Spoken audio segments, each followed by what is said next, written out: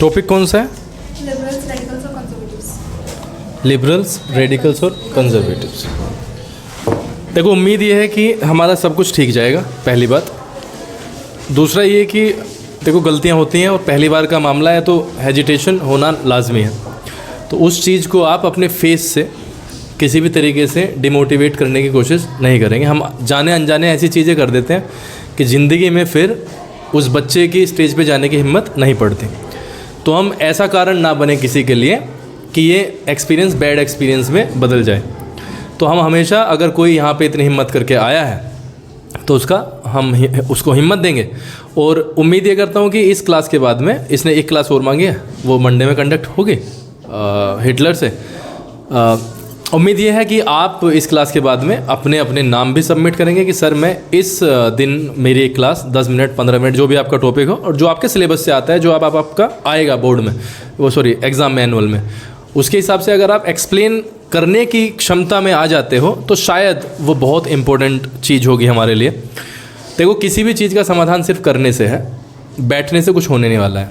तो उम्मीद यह है कि नंदिनी बहुत बढ़िया करेगी। और नंदिनी को एक सलाह है कि बेटा, यहाँ पे जितने भी हैं अब इस टाइम आपके स्टूडेंट हैं, including me and Amrish ji, you are the teacher. आप जिस तरीके से इस क्लास को लेके चलना चाहते हो वैसे आप लेके चलो। अगले 15 मिनट है आपके। यूट्यूब पे मैं सभी से यही कहना चाहूँगा कि ये जो अभियान है वो सिर्फ इतना है कि कई बार हम झिझक के कारण अपने टैलेंट को, अपने पोटेंशियल को सामने नहीं रख पाते हैं, और जिसके कारण हज़ारों लाखों व्यक्ति तो ऐसे होंगे जो टैलेंटेड थे बट वो अपने चीज़ों को सामने नहीं ला पाए। हमारा ये प्रयास है, और बच्चों की अगर समझ में आ जाए, गार्जियंस भी तो समझ रहे हैं, और बच्चों की अगर इनके सामने बैठे हैं समझ में आ जाए तो बहुत ज़्यादा बड़ी चीज़ें इसके साथ में आ जाएंगी। तो नंदिनी आज शायद उस चीज़ को और ज़्यादा बड़े लेवल पर लेके जाएगी। उम्मीद ये करते हैं कि आप इस वीडियो को ज़रूर देखेंगे, और बीच में अगर फंबल होता है, कुछ चीज़ें ऐसी होती हैं तो एक्सेप्टेड, बिकॉज़ 9th क्लास की बच्ची है और ये प्लेटफॉर्म बहुत बड़ा है। हमारी तरफ से आशीर्वाद है, हमारी तरफ से शुभकामनाएं भी हैं। कोशिश यही रहेगी कि चीज़ों को यहाँ पे बैठ के सुना जाए, और जहाँ पे ये थोड़ी सी गलती करती है तो इसे सहजता के साथ में बता भी दिया जाए। बट उम्मीद ये भी है कि शायद ये बच्ची इतनी सेंसिबल है कि वो उम्मीद पे खरा उतरे। बहुत बहुत धन्यवाद आपका समय देने के लिए। शेयर ज़रूर करें। अब इस वीडियो को देखें। नंदिनी, आप आराम से स्टार्ट करो, बिना किसी झिझक के। कैमरा इज़ नोवेयर, आप आराम से स्टार्ट कर लें, ठीक है? हाँ, आराम से, जैसे आप चाहते हो वैसे। Good morning to all of you. Good morning, ma'am. How are you? We are fine, and you? I am also fine. My name is Nandini Shom. I study in 9th class in Genetic Public School. आज मैं आपको class 9th का history का एक topic बताऊंगी, liberals, radicals और conservative. तो मैं आशा करती हूँ कि आप ध्यान से सुनेंगे और उसे समझेंगे। और ये टॉपिक लिबरल्स और कंजर्वेटिव्स है, ना कि ये क्या खोला है। तो ये 3 ग्रुप्स हैं रशियन रेवोल्यूशन में, जो कि रशियन रेवोल्यूशन के 3 ग्रुप्स, लिबरल्स, रेडिकल्स और कंजर्वेटिव।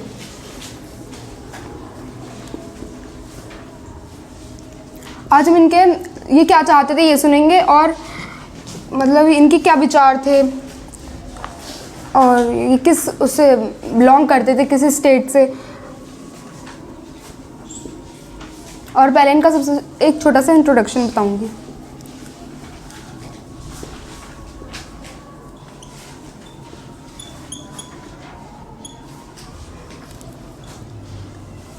अब मैं जैसे आप स्टार्टिंग में मैं हल्का सा ऐड करता हूँ। ऐसा जब हम स्टार्टिंग में आते हैं यहाँ पे, तीनों की स्पेलिंग्स इसको याद है, लेकिन ये इसका जो दिमाग है ना वो बट गया, जो कि नेचुरल है।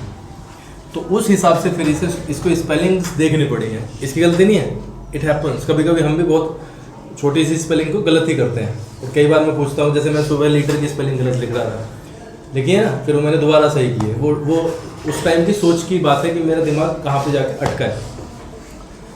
एक ऐड मैं करना चाहता हूँ नंदिनी, कि जब आप कहते हो ना मैं इसके बारे में बताऊंगी, कह दो, बाद वाला शब्द बहुत इंपॉर्टेंट है, ठीक है? तो जो हो उसमें क्लैरिटी रखो। मैं आज आपको लिबरल्स के बारे में बताऊंगी, उसके साथ हम पढ़ेंगे रेडिकल्स कौन थे और कंजर्वेटिव्स कौन थे, बिल्कुल विश्वास के साथ। लास्ट वाला वर्ड ही आपके इस चीज़ को और ज़्यादा ब्यूटी देगा। लास्ट वाले वर्ड को अगर आप खाते हो तो फिर दिक्कत आएगी। सर जो लिबरल्स थे वे एक अपर क्लास के लोग थे, ठीक है, और रेडिकल्स लोअर क्लास के लोग थे, मतलब ज़्यादा वो रिच नहीं थे लिबरल्स के मुकाबले। और जो कंजर्वेटिव्स थे वे लोग थे जिनके हाथ में पावर्स थी, जो रूलर्स थे, इन सब में जो आते थे वे कंजर्वेटिव्स थे। और जो कंजर्वेटिव्स थे वो पुराने ख्यालों के भी लोग थे, वो ये नहीं चाहते थे कि जल्दी से चेंज हो या ऐसा कुछ भी चेंज नहीं चाहते थे, वो पुराने ख्यालों के लोग थे। और रेडिकल्स और लिबरल्स चेंज चाहने वाले लोग थे, ये चाहते थे कि जल्दी से चेंज आ जाए, ऐसा कुछ ये चाहते थे, ठीक है। तो पहले मैं आपको लिबरल्स के बारे में बताऊंगी कि लिबरल्स क्या क्या चाहते थे। Liberals were one of the group which wanted to change society. वो लिबरल्स वे थे जो सोसाइटी में चेंज चाहते थे, और ये थोड़ा जल्दी चेंज चाहते थे, ये खुली सोच के व्यक्ति भी थे। ये एक ऐसा नेशन चाहते थे जो कि टॉलरेट करे हर रिलीजन को टॉलरेट करे, ठीक है। और ये क्या चाहते थे, जो मतलब हाँ, और ये एक और चीज़ के अगेंस्ट भी थे, डायनेस्टिक रूलर्स, यानी कि वो रूलर्स होते हैं जो मतलब एक पीढ़ी से चले हुए आ रहे हैं, जैसे राजा का बेटा है वो भी राजा बन गया, उसके बाद ऐसे ऐसे राजा बन गया, क्योंकि ये खिलाफ इसलिए थे जो मतलब ऐसा हमने मान लिया एक अभी राजा है, वो बहुत कैपेबल है, वो बन गया राजा, ठीक है, जो उसका बेटा होगा वो इतना कैपेबल नहीं हो, क्या पता क्या कि वो राजा बन सके, उतना कैपेबल नहीं हो। तो ये इस बात के खिलाफ थे कि एक ही रूलर एक ही राजा बने, उसका फिर बेटा भी राजा बने, ये इस बात के खिलाफ थे। और वे प्रोटेक्शन चाहते थे इंडिविजुअल राइट्स के लिए, जो मतलब एक सभी के लिए अलग अलग राइट्स हैं, तो उसके लिए प्रोटेक्शन चाहते थे गवर्नमेंट से, क्योंकि जो गवर्नमेंट थी वो नई नई पॉलिसीज़ लाती रहती थी, वो जिस लोगों को परेशान करने के लिए इस तरीके से वो परेशान होते थे, तो वे चाहते थे कि उसे प्रोटेक्शन मिले उनके राइट्स को। और वे फेवर में थे रिप्रेजेंटेटिव्स के, जो कि चुने जाएं पार्लियामेंट, एक मतलब लोगों के द्वारा चुनी हुई गवर्नमेंट के फेवर में थे। और एक ये वेल ट्रेन जुडिशरी चाहते थे, जैसे मतलब अब एक वो किसी चीज़ पे डिपेंड ना हो, इंडिपेंडेंट जुडिशरी। हाँ, लेकिन ये जैसे हमने अभी पढ़ा है कि जितनी भी हमने अभी पढ़ी है इनकी मांगे, तो उनसे हमें लगता है कि ये डेमोक्रेट्स हैं, पर ये डेमोक्रेट्स नहीं थे, क्योंकि ये नहीं चाहते थे कि यूनिवर्सल लॉ फ्रेंचाइजिंग है, ये उसे नहीं चाहते थे। ये नहीं चाहते थे कि सबको वोट का अधिकार मिले, ये चाहते थे जिनके पास प्राइवेट प्रॉपर्टी है, जो रिच मैन से सिर्फ उन्हीं को मिले, लेकिन वुमेन को भी नहीं, जिनके पास प्राइवेट प्रॉपर्टी है उन्हें, मैन को, सिर्फ मैन को, वुमेन्स को भी नहीं, ठीक है। अब हम ये पढ़ लिया कि जो वोट किससे मिलना चाहिए, इतना चाहते थे।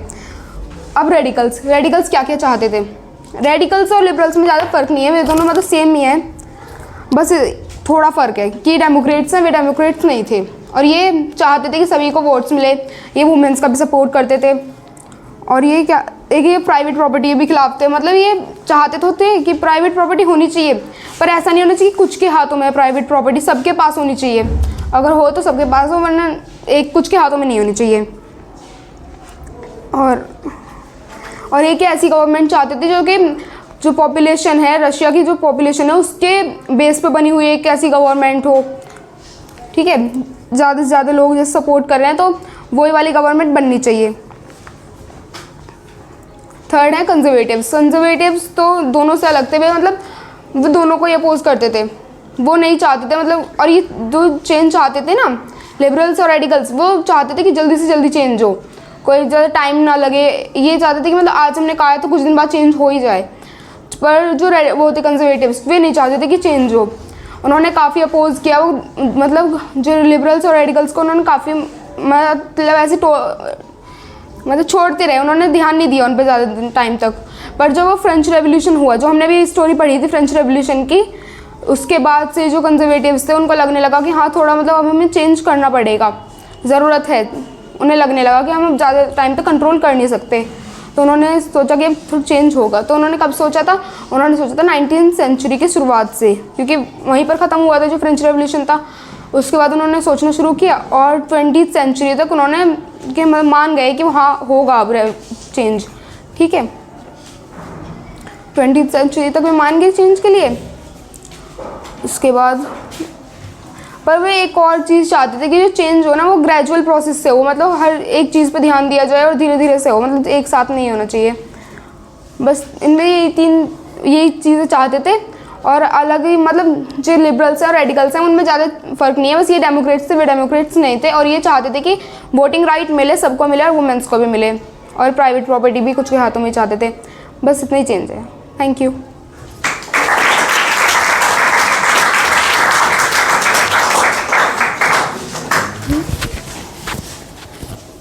देखो हर महीने अगर हम एक चीज़ देखें तो क्लास तो ठीक हुई है। एक चीज़ जो आप में धीरे धीरे आती है वो होता है ठहराव। आपकी जो स्पीड है ना वो धीरे धीरे इन क्लासेस को लेके उस लेवल पे आएगी जो लेवल आप भी सोचते हो और हम भी सोचते हैं। क्योंकि बेटा जब हम भी क्लास लेते थे तो पहले स्पीड हमारी इतनी ही थी, तो वो धीरे धीरे हम ठहराव की स्थिति में आते हैं। फिर हमें ये भी पता चलता है कि हम अपने आप को कंट्रोल कर पा रहे हैं, क्योंकि ये बहता हुआ सिस्टम है, यहाँ पे पता नहीं चलता है कि क्या हो रहा है। चलो आपने बहुत बढ़िया किया है। और एक तो स्पीड वाला है वो आपकी गलती नहीं है, वो होगा ही होगा। अब ऐसे धीरे धीरे जब आप ऐसी क्लासेस लेंगे ना, जैसे परसों आओगे आप, तो इससे बेटर होगा, मैं गारंटी दे रहा हूँ, ये होगा ही होगा, है ना। लिबरल्स, रेडिकल्स, कंजर्वेटिव्स, अगर आप इन तीनों को डिक्शनरी में जाके इनके सिर्फ मीनिंग देख लें तो आपको ये अपने आप एक्सप्लेन हो जाएंगे। ये हमारे घरों में होते हैं, ये भी हमारे घरों में ही होते हैं। हमारी सोच कैसी होती है उसके आधार पे 3 वर्गों में बांटे गए शब्द हैं, और ये हर जगह मिलते हैं। इनके लिए तो आप अपने ऐसे लोगों को जो चाहते हैं कि परंपराओं को संजो के रखे जाए, बदला ना जाए, जो पहले से आ रहा है उसके ऊपर कोई भी उंगली ना उठाए, चेंज ना हो, वे तो वो लोग होते हैं। मैं सिर्फ इतना शॉर्ट कर देता हूँ इसे। अगर आप हिंदी को थोड़ा सा वेपन बनाने की कोशिश करो, हर सब्जेक्ट में अंडरस्टैंड करने की कोशिश करो इसका मीनिंग क्या है, तो चीज़ें और आसान हो जाएंगी। आई होप कि ये वाली चीज़ें समझ में आई होंगी।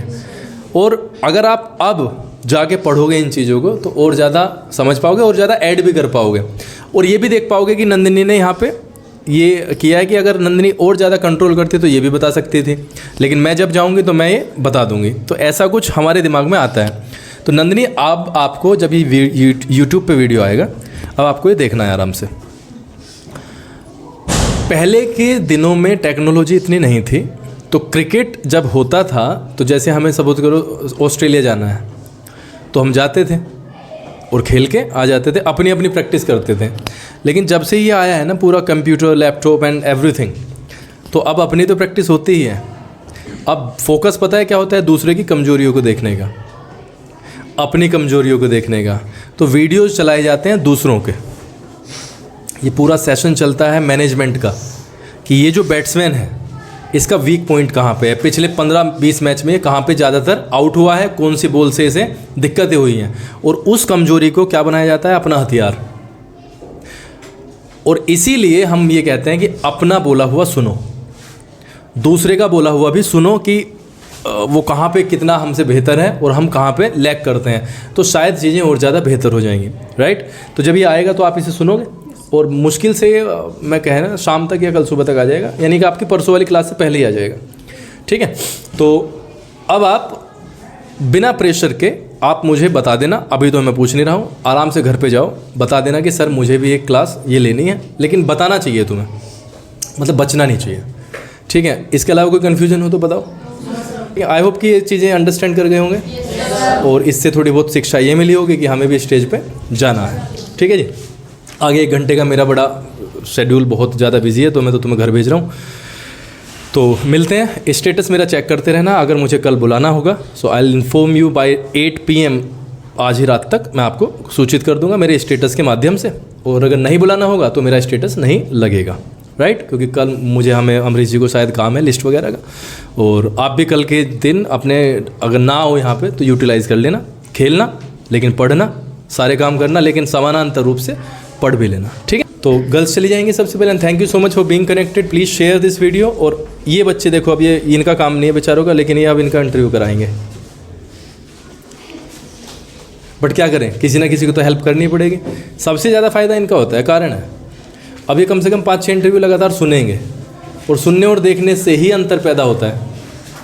तो इसलिए अपना तो देखना ही है आपको इंटरव्यू, लगातार दूसरे का भी देखते जाना है कहाँ पे गलती की है। जैसे मैंने स्पीड की बात की है ना, वो ठहराव आ जाएगा। ठीक है जी, थैंक यू।